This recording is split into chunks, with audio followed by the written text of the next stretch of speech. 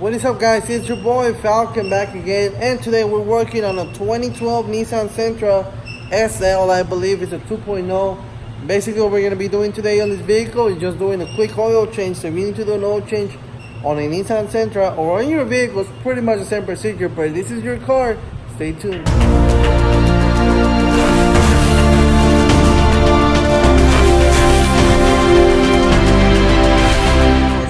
This is a quick look at the engine bay right here. We have your engine cover here. This is how you check your oil, and this is where we're gonna refill the oil right there. We can see the oil filter down there. So now that you've seen the top, let's go ahead and go to the bottom. First of all, make sure that you guys are safe. Make sure that you guys use jack stands. I have a jack stand on either side of the vehicle. We raised it up right here. This is the oil pan, and this is our bolt that we're gonna take off right here.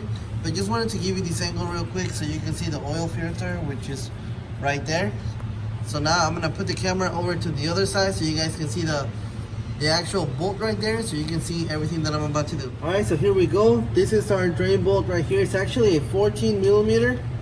So I'm gonna check off that bolt, and as soon as I do, all the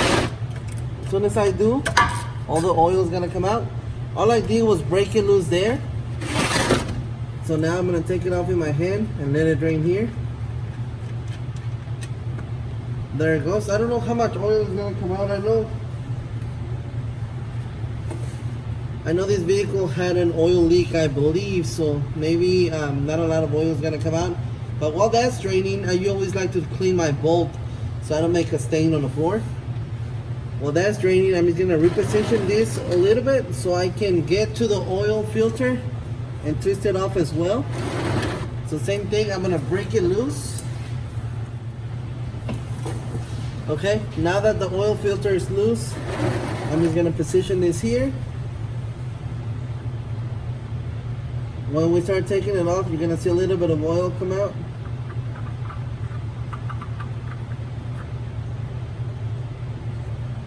What do you know? Nothing came out, which means it was very, very low in oil.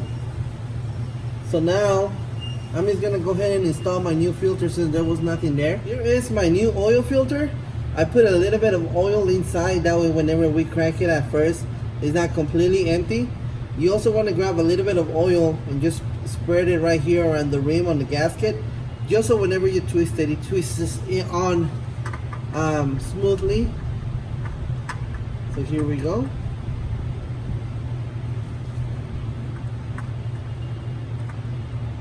I always like to leave the oil draining for a little bit, so I'm just gonna leave it there draining for a while. Now that it's drained, I'm just gonna first put in the bolt with my hand.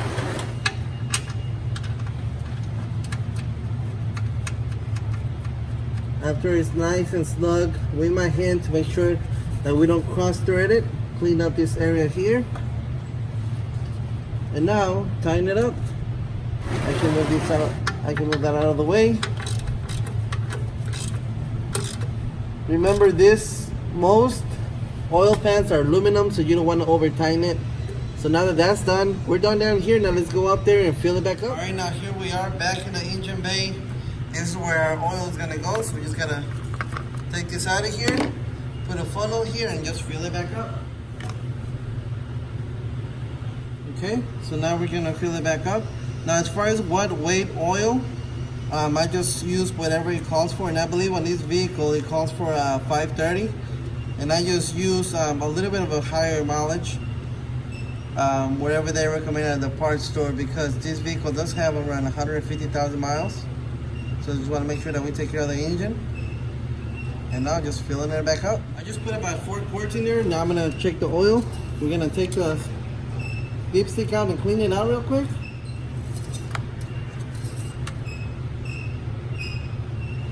I don't know if you guys can see it right there. It is at about right there. So it's a little bit below.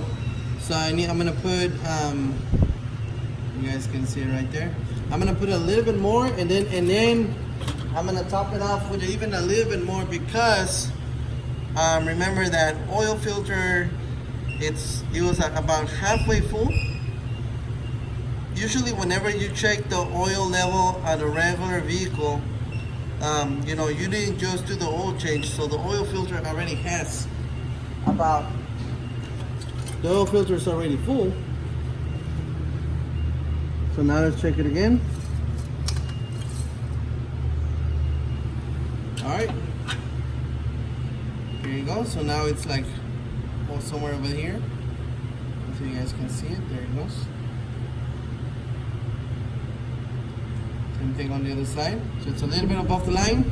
So now we're good. Now I can just put the lid back on this, and we're all set. Guys, so that's how you do an oil change on this 2012 Nissan Sentra. But like I said, almost in every single vehicle, the procedure is pretty much the same way. You lift it up, put jack stands, go get under the engine.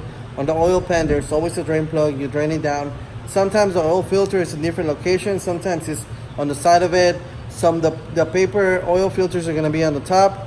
That's about the only difference. And then after that, drain it out, put your oil plug back on the bottom, and then just top it off on the top. As far as oil changes, I like to do my oil changes every 3,000 miles. I know depending on the manufacturers on the oil, some say 5,000 miles, some synthetic, they say 10,000 miles. Even if I use synthetic on all my vehicles, I always do it every 3,000 miles. So that's just my opinion. Guys, so I really hope you found this video helpful. So don't forget to thumbs up, subscribe, hit that bell for me, share the channel. I will catch you guys in my next video. Thank you for watching. You guys have yourselves a great day.